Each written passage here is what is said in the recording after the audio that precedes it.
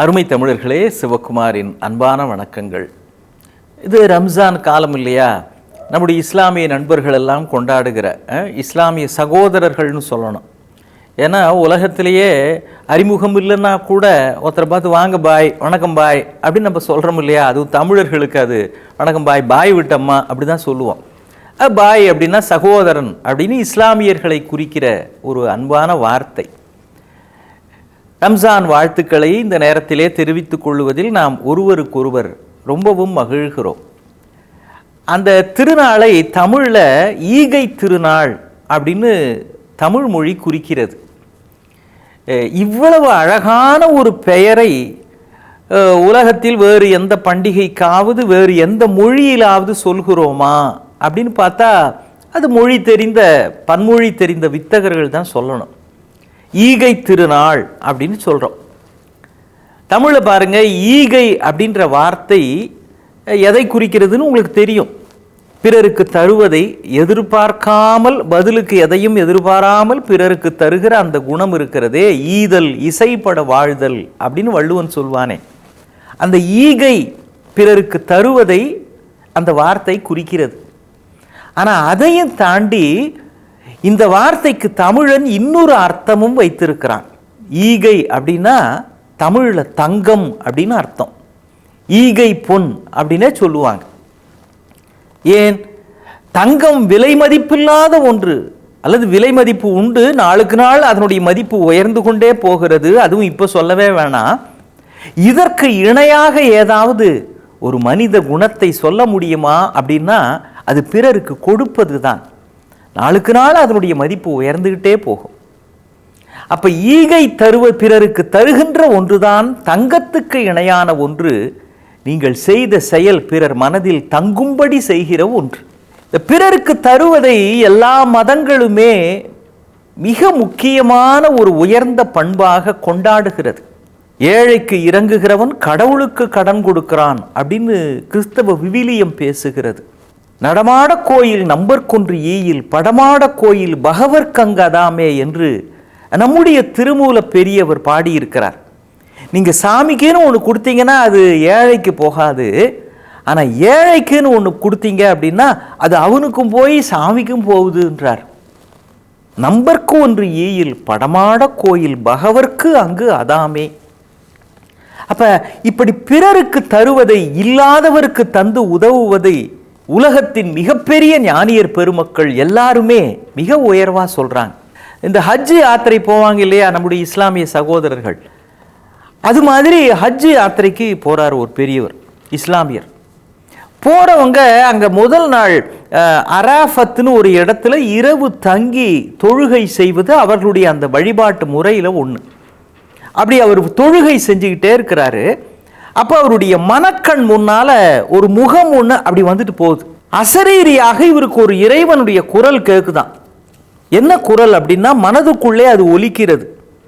இதோ அருகிலே இருக்கிற சிற்றூரில் இருக்கிற இவன் பெயர் ஃபரூக் என்பது, இந்த ஃபரூக் இந்த ஆண்டு செய்த ஹஜ்ஜி யாத்திரை தான் எனக்கு மிகவும் பிடித்த யாத்திரை. இங்கு வந்தவர்கள் செய்த அத்தனை பேரிலும் அந்த ஃபரூக் செய்த யாத்திரை எனக்கு மிகவும் நெருக்கமானதுன்னு அசரீரி மாதிரி ஒரு குரல் இவருக்குள்ளே ஒலிக்கிறது.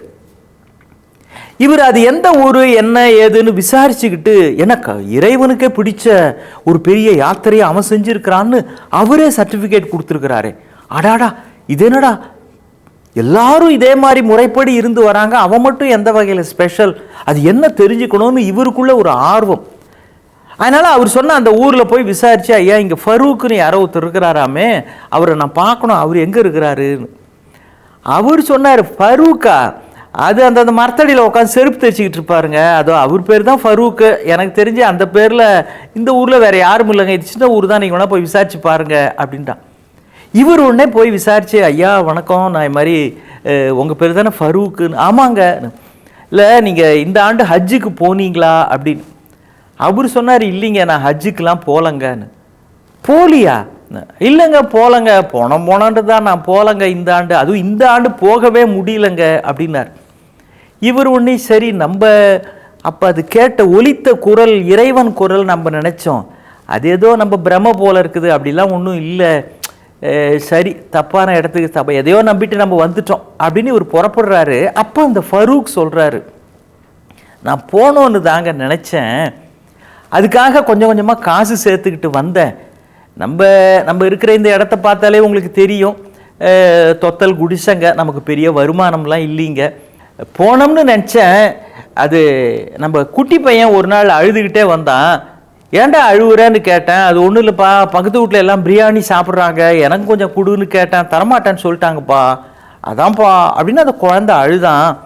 நான் உடனே ரொம்ப கோபமாக எந்திரிச்சு போய், ஒரு குழந்தை கேட்குது அதுக்கு பிரியாணி தரமாட்டேன்றீங்க, நீங்களாம் என்னையா இஸ்லாமியர்கள் அப்படின்னு சத்தம் போட்டு திட்டிவிட்டு வந்துட்டேன்.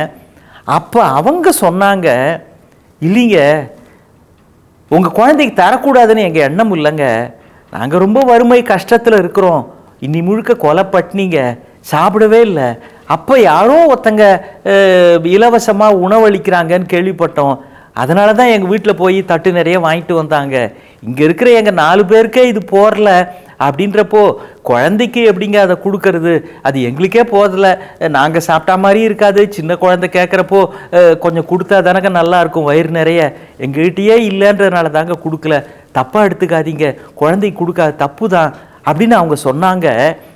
பக்கத்து வீட்டுக்காரன் பட்னி கிடக்கிறப்போ உனக்கு ஹஜ்ஜு யாத்திரை ஒரு கேடா அப்படின்னு என் மனசாட்சி என்னை உறுத்துற மாதிரி கேள்வி கேட்டுது.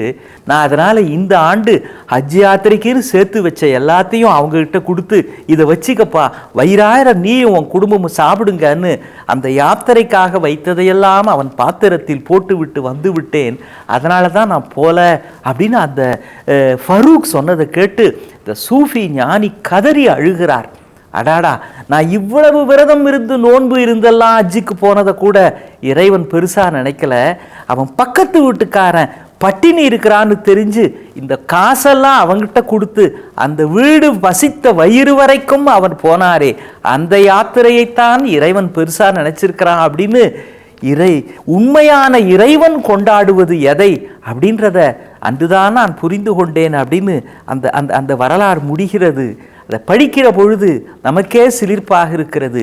உலகம் முழுவதும் இறைமை எதை உண்மையான வழிபாடு என்றும் ஆன்மீகம் என்றும் அடுத்தவருக்கு உதவி செய்கின்ற ஈகை செய்கின்றதை மிக உயர்வாக கொண்டாடுகிறது என்பதையும் நமக்குள் ஆழமாக பதிக்கிறது என்றால், எப்பொழுதெல்லாம் நாம் துன்பப்படுகிறவர்களுக்கு துணை இருக்கிறோமோ அந்த ஒவ்வொரு நாளுமே ரம்ஜான் தான்.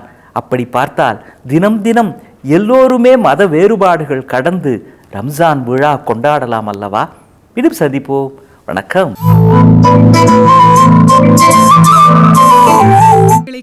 சன் லைஃப் சேனலை சப்ஸ்கிரைப் பண்ணுங்க.